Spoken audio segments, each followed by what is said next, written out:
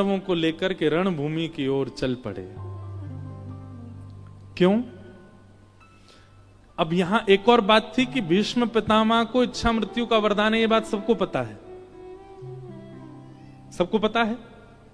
भीष्म पितामह के पिताजी शंतनु, उन्होंने प्रसन्न होकर के अपने पुत्र को वरदान दिया था कि जब तक तुम्हारी इच्छा नहीं होगी तुम मरोगे नहीं, चाहे तुमको कोई बीच से अलग कर दे। अब भीष्म पितामह कोई बीच से अलग जैसी स्थिति, बाणों पूरे शरीर में जितने रोए हैं कम से कम उतने ही बाण लगे हैं भीष्म पितामह को, लेकिन उस अवस्था में भी बाणों की सैया पर जीवित हैं, क्योंकि इनकी इच्छा क्या है? मेरे प्राण तब निकले जब श्याम सुंदर सामने हो। मेरे प्राण कब निकले? जब ठाकुर जी। मैं एक बात कथा में कहता हूं, जीवन चाहे जैसा हो, जीवन अर्जुन जैसा हो, जीवन युधिष्ठिर जैसा हो, भीम जैसा हो, नकुल सहदेव जैसा हो, पर जीवन का अंत भीष्म पितामह जैसा हो। भीष्म पितामह इतना तो कहना स्वामी, जब प्राण तन से निकले, गोविंद नाम लेकर, जब प्राण तन से निकले। एक बात हमारी सुनिए भैया, आप लोग ठाकुर जी से क्या क्या नहीं मांगते, सब मांगते हो, पर देखा जाए तो आप जो कुछ भी ठाकुर जी से मांगते हो वो आप परिश्रम करके स्वयं प्राप्त कर सकते हो। ठाकुर जी से केवल एक वस्तु मांगो, नाथ सुख दुख सब हम अपने कर्म से प्राप्त कर लेंगे, आप तो केवल हमारा अंत सुधार दीजिएगा। हमारी जब अंतिम श्वास जा रही हो, हमें नहीं पता कब होगा, बस उसको पवित्र आप कर देना। सागर में हमारे प्राण निकल रहे हों, जीवन भर सागर में रहे, अटल बिहारी जी के दर्शन किए, राधा वल्लभ जी के दर्शन किए, द्वारिकाधीश जी के दर्शन किए, पंडरीनाथ श्री विठल भगवान का भी मंदिर है, उनके दर्शन किए, लेकिन नाथ अंतिम समय जब आए ना, जीवन भर तो मैं आऊंगा आपके पास, पर अंतिम समय में मुझे खोज लेना, मैं कहां हूं, आप आ जाना मेरे पास, बस इतना कर दीजिए। ये मांगा कीजिए ठाकुर जी से। कहते हैं ना, अंत भला तो सब भला। आपने जीवन में करोड़ों कमाए, जीवन में अनेकों का प्रेम कमाया, पर अंत आपका पावन नहीं हुआ, तो जीवन चाहे जैसा हुआ हो।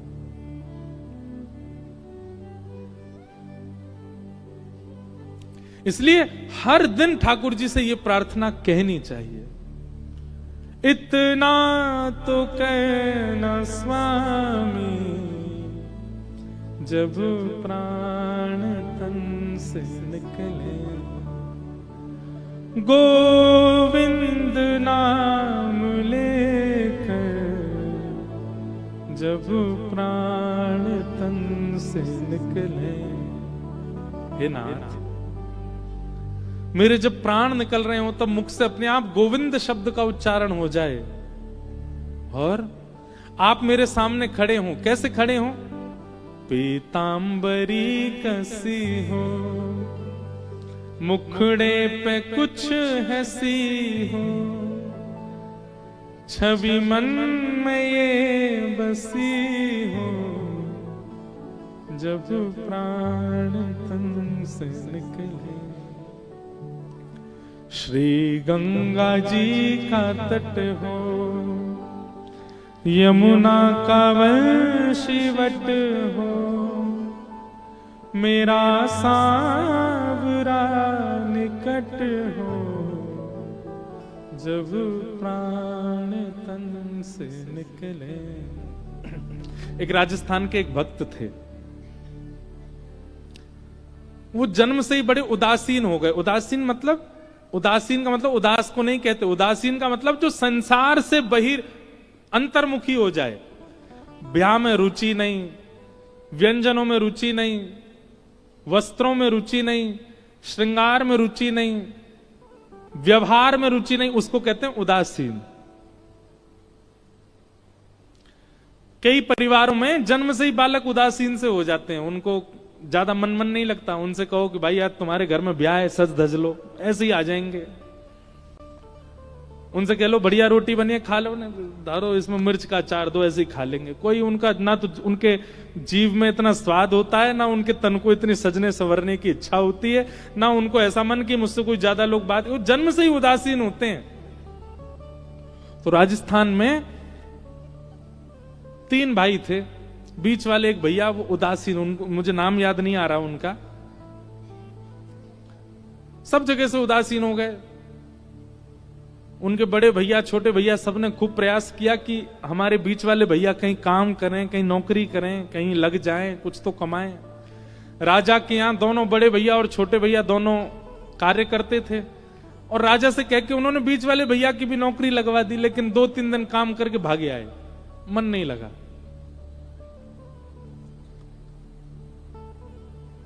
संसार कितना स्वार्थी है। घर के लोगों को कुछ दिन बाद वो खटकने लगे, कुछ करते धरते नहीं है, बस पाते रहते हैं, पड़े रहते हैं। व्यंग में एक दिन घर के लोगों ने कह दिया, बोले कुछ करते तो हो नहीं, पूरे दिन रोटी उड़ाते हो, पता चलती जब स्वयं जाते स्वयं बना के खाते। अब उनको इतना ज्यादा ये बात पीड़ा देने लगी, अब घर के लोगों को हमारा उपस्थिति से सुख नहीं, तो हम चले जाते हैं। उन्होंने निर्णय लिया, घर वालों से कहा हम घर छोड़ के जा रहे हैं, आप लोग प्रेम से निवास करिए, हम कहीं और रहेंगे। घर के लोगों ने कहा कहां जा रहे हो ये तो बता दो। बोले क्यों, क्या करोगे? वो कल को तुम्हारे प्राण चले गए, हम लोग आएंगे तुम्हारे शव को लाके तुम्हारा अंतिम संस्कार तो कर देंगे। बोले नहीं, जब हमसे ही आपका कोई संबंध नहीं है तो फिर हमारे अंतिम संस्कार से भी आपका कोई संबंध नहीं होना चाहिए। तो छोटे बड़े भैया व्यंग में बोले तो फिर कौन करेगा तुम्हारा संस्कार? बोले आपका कौन करेगा? बोले हमारे तो हैं, हमारे अपने, वो करेंगे। बोले मेरे श्री राम है, राम जी करेंगे। और मैंने राम कथा में सुना है कि उन्होंने जटायु का संस्कार किया था, मेरा भी वही करेंगे क्योंकि मैं उनको अपना मानता हूं। निकल पड़े घर से, सत्य घटना है।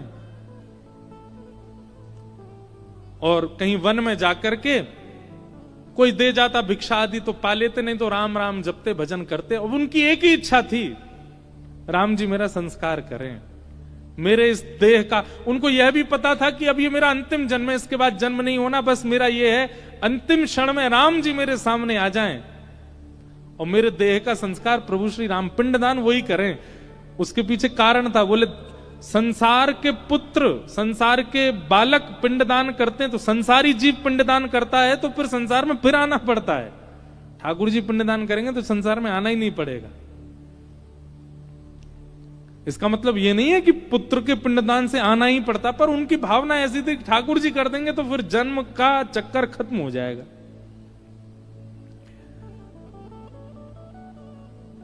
उनका अंतिम समय आया, और अंतिम समय आया तो जीवन भर जिस भावना से उन्होंने भजन किया था वो पूर्ण हुआ, और प्रभु श्री राम उनके सामने प्रकट हो गए। और अकेले प्रकट नहीं हुए, राम जी भी आए, लक्ष्मण जी भी आए, भरत जी भी आए, सीता जी भी आई और हनुमान जी भी आए, सब आए साथ में। सब ने आकर के एक क्षण के लिए उनको राम दरबार का दर्शन हुआ, और दर्शन देते ही उनके प्राण निकल गए। प्राण जैसे निकले, ठाकुर जी के नेत्र सजल हो गए। अब देखो, कोई जीवित अवस्था में अगर ठाकुर जी को बुलाए तो ठाकुर जी का आना संभव होगा? मुझे नहीं लगता कि वे आएंगे। हम ना तो हमारी भक्ति ऐसी कि ठाकुर जी हमारी जीवित अवस्था में आ जाएं, इसलिए ठाकुर जी से यही मांगो कि अंतिम क्षण में आ जाना आप। राम जी आ गए। राम जी ने तुरंत लक्ष्मण जी भरत जी से कहा व्यवस्था करो, इनका संस्कार करना है। लक्ष्मण जी ने, भरत जी ने लकड़ियां तोड़ी, लक्ष्मण जी ने चिता बनाई, सब व्यवस्था हुई। और सबके मन में यह भाव था कि जटायु का संस्कार तो केवल लक्ष्मण जी ने देखा था, आज ठाकुर जी के हाथों एक परम वैष्णव का संस्कार हम भी देखेंगे। हनुमान जी महाराज चरणों में गिर गए, बोले भगवान हम आपसे एक प्रार्थना करना चाहते हैं। क्या? आप तो जटायु जी का संस्कार कर चुके हैं, अंतिम संस्कार भी एक बहुत बड़ा यज्ञ माना जाता है। जिन जिन परिवारों में लोगों का गमन होता है और फिर अंतिम संस्कार जिसका दायित्व होता है, उसके अनेक पाप नष्ट होते हैं, क्योंकि वो एक व्यक्ति का संस्कार कर रहा है, उसको पृथ्वी से प्रस्थान करा रहा है। जैसे जन्मदात्री मां को बहुत श्रेष्ठ माना जाता है, ऐसे अंतिम संस्कार करने वाले पुत्र को भी बहुत श्रेष्ठ माना जाता है, क्योंकि एक की कृपा से आपका जन्म हुआ है और एक की कृपा से आप प्रस्थान कर रहे हो। इसलिए अंतिम संस्कार करने वाला सुपात्र होना चाहिए, इसीलिए पुत्रों को पात्र बनाइए। एक माता जी हमारे पास आई थी कल परसों, उन्होंने एक बात कही, बोले महाराज जी हमारे बुंदेलखंड में अगर पुत्र जन्म ना ले तो हमारे बुंदेलखंड में बहुत उसके प्रति, मां के प्रति, उसके प्रति बहुत दुर्भावना रखी जाती है। आप कृपा करके इस विषय में थोड़ा कहिएगा, हम आपसे निवेदन करें। सबसे पहले तो देखिए, पुत्र की कामना एक ना एक दिन सबको हो जाती है, परंतु अगर आप परम वैष्णव हो, पुत्र की कामना मत कीजिए, पात्र की कामना कीजिए। किसकी कामना? पात्र की। और पात्र पुत्री भी होती है। हम ये भी नहीं कहेंगे कि पुत्री की ही कामना करो या पुत्र की ही कामना करो, दोनों में से कोई भी आए, आना पात्र चाहिए, आना श्रेष्ठ चाहिए, वो पात्र हो।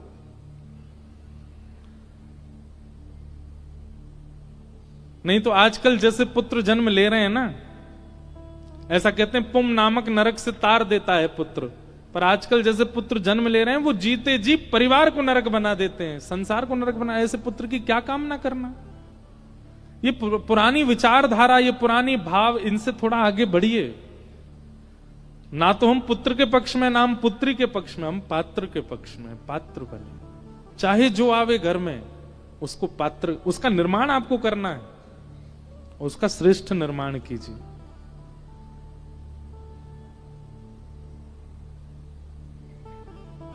हमारी भारत भूमि वीरांगनाओं से भरी है, वीरों से भरी है, और उनका निर्माण पिता माता ने ही किया है। तो इसलिए अपने आप को बहुत ज्यादा सौभाग्यशाली मत माना कीजिए कि पुत्र हुआ, पुत्री हुई। सौभाग्यशाली तब मानिए कि पात्र हुआ।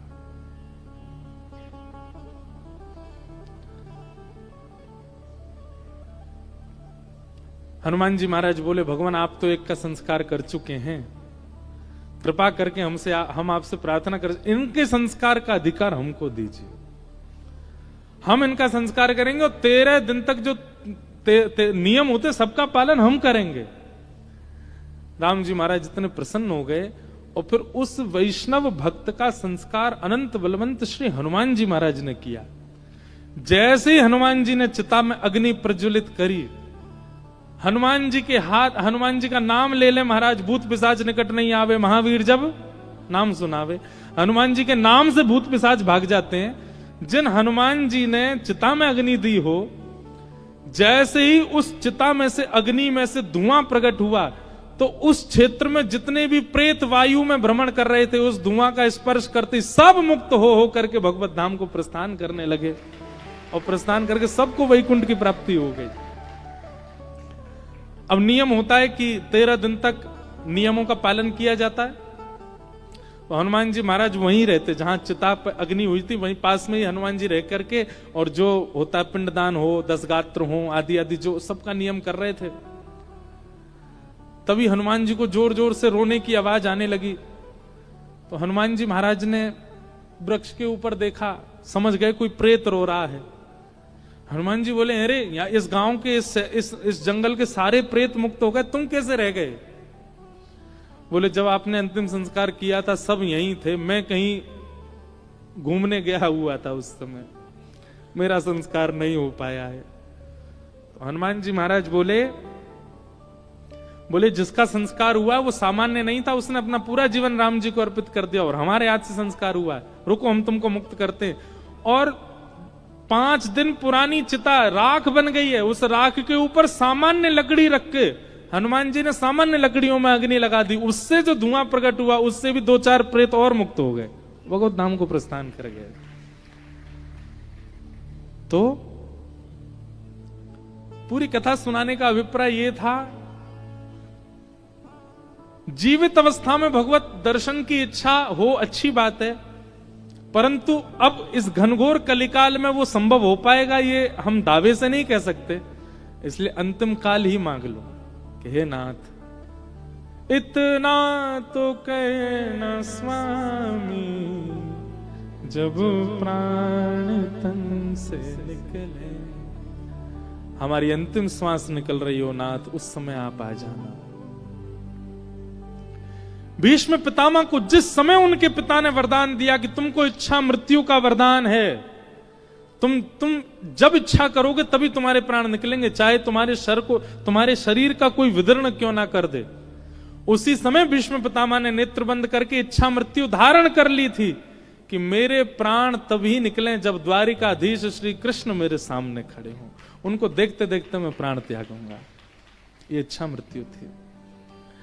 आज पूरा बदन उनका बाणों से आच्छादित हो गया, मृत्यु देवी सामने खड़ी है, पर भीष्म पितामह कहते हैं स्पर्श मत